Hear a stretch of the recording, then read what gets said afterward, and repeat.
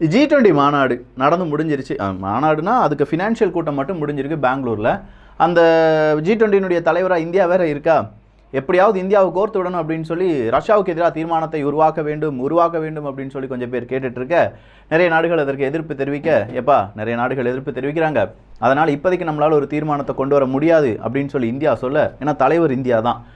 அதனால் இப்போ உலக நாடுகள் இந்த G20 மாநாட்டில் இந்தியாவுக்கு எதிராக எதுவுமே செய்யப்படலை, இது சரி கிடையாது இப்படின்னு சொல்லி இந்தியாவுக்கு எதிரான கருத்தை கொஞ்சமாக உலக நாடுகள்னால் இந்த மேற்குலக நாடுகள் அவ்வளோதான் அவங்க சொல்ல ஆரம்பிச்சிருக்காங்க. இதெல்லாம் இந்தியா கேட்டுட்டு இருக்குமா என்ன, நீங்கள் போங்கடா எதையாவது சொல்லிகிட்டே இருங்கடா அப்படின்னு சொல்கிற அளவுக்கு இந்தியாவினுடைய நிலைப்பாடும் இருக்குது. எனக்கு ஆசை, இந்தியாவுக்கு ஆசை ஒரு மனதாக ஒரு தீர்மானம் எடுக்க வேண்டியது தான். ஆனால் அங்கே ஒரு மனதே கிடையாது. நிறைய பேர் எதிர்ப்பு தெரிவிக்கிறாங்க, நிறைய பேர் ஆதரவு தெரிவிக்கிறாங்க. இப்படி இருக்கும்போது என்னால் எப்படி முடிவுகளை எடுக்க முடியும்? நார்மலான நியாயமான கேள்விகள். இந்த நியாயமான கேள்விகளுக்கு உலக நாடுகளிடம், மேற்குலக நாடுகளிடம் பதில் இருக்காது. இதே மாதிரி இன்னும் பல செய்திகள். நான் உங்கள் விக்கி, இது உங்கள் தமிழ் விதை. ஷார்ட்டாக கொஞ்சம் செய்திகள். முதல் செய்தி என்ன அப்படின்னு கேட்டிங்கன்னா, ரொம்ப முக்கியமான செய்தியாக இருப்பது இஸ்ரேல் பாலஸ்தீனம் பஞ்சாயத்து தான். இந்த பஞ்சாயத்து தினசரி ஓடிட்டு இருக்கும். எப்போவுமே இஸ்ரேல் பாலஸ்தீனியர்கள் 2 பேரை கொண்டுட்டாங்க, 3 பேரை கொண்டுட்டாங்க அப்படின்னு சொல்லி தான் நம்ம செய்தியை சொல்லியிருக்கோம். ஆனால் இன்னைக்கு நேரடியாக ஆப்போசிட். பாலஸ்தீனத்தை சார்ந்த ஒரு நபர் 2 இஸ்ரேல் நாட்டை சார்ந்தவங்களை கொண்டுட்டாரு, கன் வச்சு ஷூட் பண்ணிட்டார் அப்படிங்கிற செய்தி ரொம்ப பரவலாக இன்றைக்கி பேசப்பட்டிருக்கு. நாளைக்கு ஒரு பெரிய ரைடு இருக்கலாம். கண்டிப்பாக இஸ்ரேல் என்ன செய்வாங்க, இதுக்கு பழி வாங்குவாங்க. எத்தனை தலை உருளப்போகுது அப்படிங்கிறது இன்னும் தெரியலை. அடுத்ததா பிரான்ஸ் தான். இந்த ரஷ்யா உக்ரைன் நிறைய விதமான பிரச்சனைகள், அரசியல் 2 பக்கமும் நின்று விளையாடுறது, இதெல்லாம் பிரான்ஸ் செஞ்சாலும் பிரான்ஸ் நாட்டுக்குள்ளே இருக்கக்கூடிய பிரச்சனையை பிரான்ஸால் இன்னும் தீர்க்க முடியலை. குறிப்பாக அந்த பென்ஷன் ஸ்கீம் அப்படிங்கிறது தான். இந்த பென்ஷன் ஸ்கீமில் 7, 11 இந்த மாதிரி டேட்லலாம் பிப்ரவரி மாதம் மிகப்பெரிய போராட்டம் எல்லாமே நடந்திருக்கு. இப்போ நிறைய ஸ்கூல்ஸ் அப்படிங்கிறதுலாம் லீவில் இருக்கிறனால டீச்சர்ஸ்லாம் அதிக அளவு இந்த போராட்டத்தில் இப்போ பங்கெடுக்காதனால இந்த வாரத்துக்கான போராட்டம் மட்டும் கொஞ்சம் சுணுக்கமாக இருந்தது அப்படின்னும், அடுத்த வாரத்திலேருந்து மிகப்பெரிய அளவில் போராட்டம் இருக்கலாம் அப்படிங்கிற ஒரு செய்தியும் பிரான்ஸ் பக்கம் இருந்து வந்திருக்கிறது. ஹங்கேரியனுடைய ஃபாரின் மினிஸ்டர் என்ன சொல்லியிருக்காருன்னா, ஒரு சஸ்டைனபிள் பீஸ் பிளான் அப்படிங்கிறத உருவாக்குங்கப்பா, யாருக்கும் பாரபட்சம் இல்லாமல் உருவாக்குங்க. உங்கள் ஐநா சபையில் போய் சொல்லியிருக்காரு. ஐநா சபை யாருக்கு ஆதரவாக இருக்கும் நமக்கு எல்லாருக்கும் தெரியும்.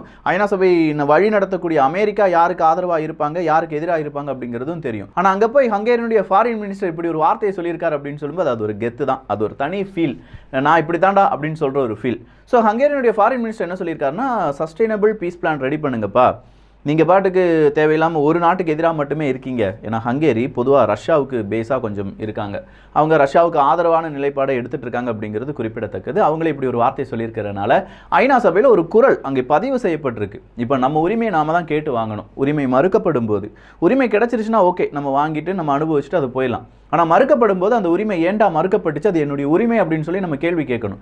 அதே தான் ஐநா சபையில் ஹங்கேரி செய்கிறாங்க. மீதம் இருக்கும் நாடுகள், அமெரிக்கா என்ன சொல்லும், மேற்குலக நாடுகள் என்ன சொல்லுவாங்க இப்படின்னு சொல்லிட்டு இருக்கும்போது ஹங்கேரி மட்டும் ஒரு குரலை அங்கே பதிவு செய்ய வச்சிருக்காங்க. அடுத்ததா ஜெர்மனி தான். ஸ்கோல்ஸ் அவர்கள் இந்தியாவுக்கு வந்தாங்க. 1800 நிறுவனங்கள், ஜெர்மன் நிறுவனங்கள் இந்தியாவில் இருக்குது. கண்டிப்பாக மிகப்பெரிய அளவில் நம்முடைய ஒற்றுமை இருக்க வேண்டும் அப்படின்னு சொல்லி பலதரப்பட்ட ஒப்பந்தங்களில் கையெழுத்துலாம் போடணும்னு சொல்லி மிகப்பெரிய அளவில் அவருடைய பேச்சுக்கள் இருந்துச்சு. கடைசி அவர் என்ன தெரியுமா சொல்லியிருக்காரு, விசா அப்படிங்கிறத ஜெர்மனுக்கு சீக்கிரமாக கிடைப்பதற்கான வழிமுறைகளை ஏற்பாடு செய்ய வேண்டும்.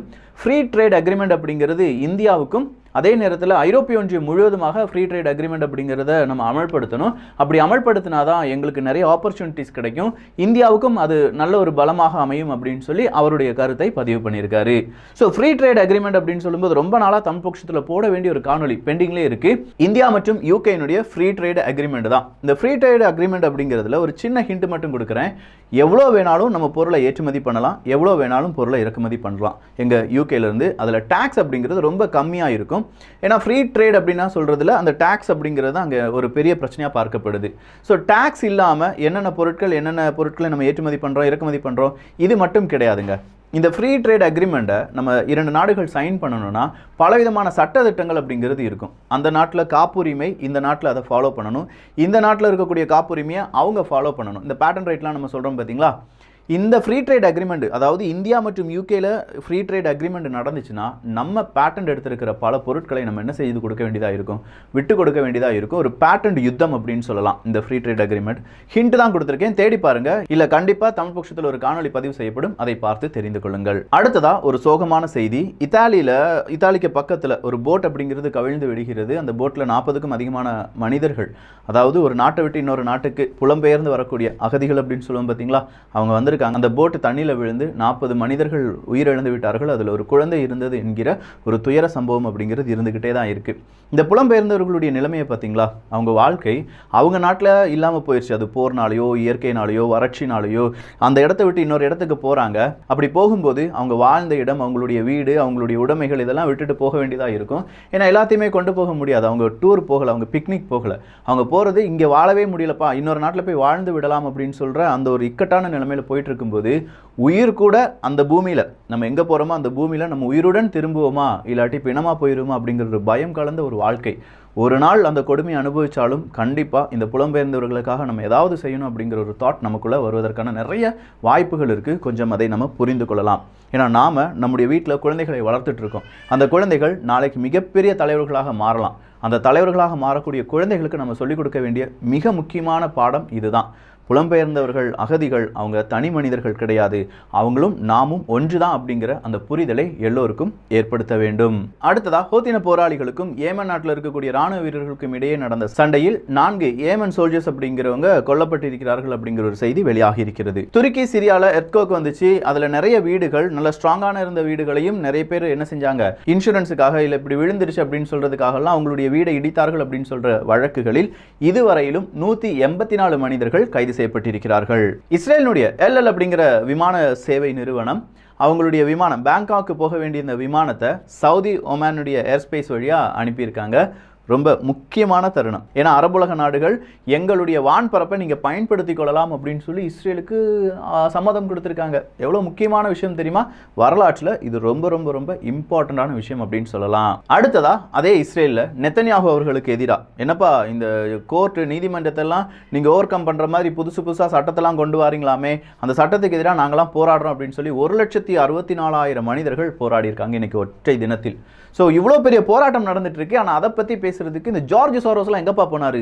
மனுஷன் மறுபடியும் வெளியே வரல. பார்க்கட்டும், இனி ஜார்ஜ் சோரோஸ் வரும்போது இஸ்ரேல் யூதர்கள் அங்கே என்ன செஞ்சுட்டு இருக்காங்கன்னு தெரியாதாப்பா உனக்கு அப்படின்னு சொல்லி நாமளும் கேள்வி கேட்கலாம். ஏன்னா அவர் இந்தியாவை பற்றி கேள்வி கேட்டிருக்காருல, அப்போ அவர் நாட்டை பற்றி, அவர் இருக்கக்கூடிய இடங்களை பற்றிலாம் சில கேள்விகள் நாமும் கேட்கணும்ல. அதில் முதல் கேள்வி, தினசரி இஸ்ரேல் பாலஸ்தீனிய நபர்களை, பாலஸ்தீனியர்களை 2-3 மனிதர்களை கொண்டுட்டு இருக்காங்களே, அதை பற்றி நீங்கள் எப்போ வாய் திறக்க போறீங்க? அதே இஸ்ரேலில் ஜனநாயக படுகொலையாக ஜனங்கள் கடைசியாக நம்பி இருக்கிறது யாரு? மக்கள் நம்பி இருக்கிறது நீதிமன்றங்களை தான். அந்த நீதிமன்றத்துக்கே இவ்வளோ பெரிய பிரச்சனை ஏற்படுத்தக்கூடிய நெத்தன்யாகு அவர்களுக்கு எதிராக ஜார்ஜ் சோரோஸ் எப்போது பொங்கல் வைக்க போகிறார், பொங்க போகிறார் அப்படிங்கிறத பொறுத்திருந்து பார்க்கலாம். ரஷ்யா புட்டின் அவர்கள் சொல்லியிருக்காங்க, நாங்க உலகத்துக்கே பெரிய எதிரிப்பா. என்ன புட்டின் அவர்களே திடீர்னு இப்படி ஒரு வார்த்தையை சொல்லிட்டீங்க அப்படின்னு கேட்கும்போது அடுத்த வார்த்தையை சேர்த்து கேளுடா அப்படிங்கிறாரு. வேற எதுவுமே இல்லை, நாங்கள் உலகத்துக்கே எதிரி. அந்த உலகம் அமெரிக்காவால் கட்டுப்படுத்தப்படுகிறது என்றால் அமெரிக்கா அவங்க இன்ட்ரெஸ்ட்டுக்காக ஒரு உலகத்தை ஏற்படுத்துதுன்னா அந்த உலகத்துக்கு எதிரி நாங்களாக தான் இருப்போம்.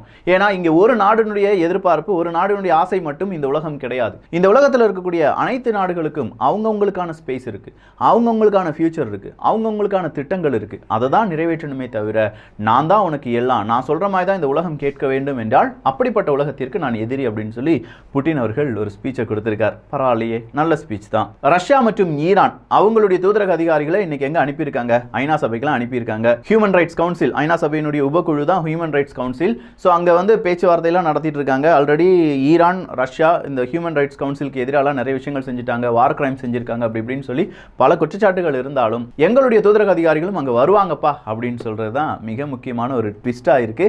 அனுப்பியிருக்காங்க. என்ன பேச போறாங்க அப்படிங்கிறத பார்க்கலாம். பாகிஸ்தானுடைய பலுச்சிஸ்தான் மாகாணத்தில் இன்னைக்கு ஒரு குண்டுவெடிப்பு, தற்கொலைப்படை தாக்குதல் அப்படின்னு சொல்லியிருக்காங்க. 14 நபர்கள் உயிரிழந்திருக்கிறார்கள். பாகிஸ்தானுடைய நிலைமை ஒவ்வொரு நாள் செல்ல செல்ல ரொம்ப பெரிய அளவில் விழுந்துகிட்டே இருக்காங்க, எந்திரிக்கவே முடியாது. IMF பெயில் அவுட் பண்ணணும்னா சீனாவினுடைய லோனை ரீஸ்ட்ரக்சர் பண்ணணும் அப்படின்னு சொல்லியிருக்காங்க. தமிழ் பட்சத்தில் டீடைல்டு ஒரு காணொலி பதிவு பண்ணியிருக்கோம். பார்க்காத நண்பர்கள் தயவு செஞ்சு தமிழ் பட்சத்தை பார்த்துக் கொள்ளுங்கள். புட்டின் அவர்கள் இன்னொரு வார்த்தை சொல்லியிருக்காங்க, நாட்டோவினுடைய நியூக்ளியர் கேப்பபிலிட்டியை நாங்கள் புறம் தள்ளிவிட முடியாது, அதனால தான் நாங்கள் இந்த நியூக்ளியர் ட்ரீட்டிலேருந்துலாம் வெளியில் வரோம், வேற வழியே கிடையாது, அவங்க எங்களுக்கு எதிராக என்ன செய்யலாம், அணு ஆயுதங்களை பயன்படுத்தலாம் அப்படின்னு சொல்ற ஒரு வார்த்தையை சொல்லியிருக்கார். இந்த வார்த்தையை சொல்றதுக்கு அவருக்கு இன்னொரு காரணமும் இருக்கு. எங்களை எப்படியாவது எலிமினேட் பண்றதுக்கு தான் நாட்டோ குரூப் பார்த்துட்டு இருக்காங்க, அப்படிலாம் நாங்கள் விட்டுருவோமா?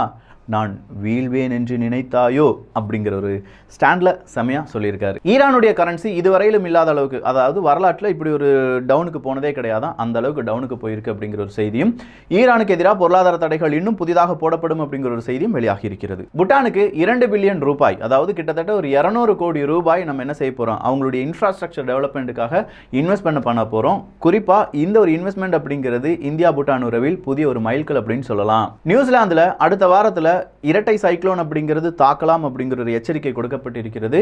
ஸோ டிபி ட்ரூப்ஸை சார்ந்தவங்க நியூசிலாந்தில் இருக்கீங்கன்னா அங்கே இருக்கக்கூடிய கள நிலவரம் என்ன அப்படிங்கிற உங்களுடைய கருத்துக்களும் இங்கே வரவேற்கப்படுகின்றன. சீட்டா, சவுத் ஆப்பிரிக்காவினுடைய சீட்டாஸ் இந்தியாவுக்கு வந்திருக்காங்க. புதிய உலகம், புதிய என்விரான்மெண்ட், எப்படி இருக்க போகிறாங்க அப்படிங்கிறதும் ரொம்ப சந்தோஷமாக இருக்க வேண்டும் அப்படிங்கிறதும் நம்முடைய மிகப்பெரிய ஒரு பிரார்த்தனையாக இருக்கிறது. இத்தாலியில் இன்னைக்கு நிறைய பேர் சேர்ந்து போராடிட்டு இருக்காங்க. எதுக்குப்பா போராடுறீங்க அப்படின்னு கேட்டால், மேற்குலக நாடுகள் எல்லாருமே சேர்ந்து உக்ரைனுக்கு வெப்பன்ஸ் அப்படிங்கிறது கொடுத்துட்டு இருக்காங்கப்பா, இப்படிலாம் வெப்பன்ஸ் கொடுக்கக்கூடாது அப்படிங்கிற போராட்டம், அதாவது ரஷ்யாவுக்கு ஆதரவான போராட்டம் இத்தாலியில் இன்னைக்கு வெகு விமர்சையாக இருந்தது அப்படிங்கிற ஒரு செய்தி மேற்குலக நாடுகளை கொஞ்சம் கலக்கமடைய வைத்திருக்கலாம். கடைசி அப்டேட் என்ன அப்படின்னு கேட்டிங்கன்னா, CIA சீஃப் சொல்லியிருக்கிற பதில் தான்.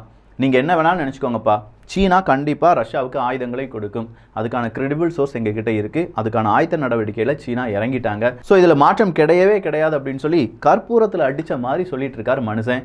ஒருவேளை சீனா ஆயுதங்களை கொடுத்துட்டாங்கன்னா World War III start. So இந்த ஒரு காணொலி பற்றி உங்களுடைய கருத்துக்கள் இங்கே வரவேற்கப்படுகின்றன. எல்லோரும் தமிழ் விதையில் இணைந்திருங்கள். நல்லதை பகிர்ந்து நல்ல சமுதாயத்தை உருவாக்குவோம். நன்றி, வணக்கம்.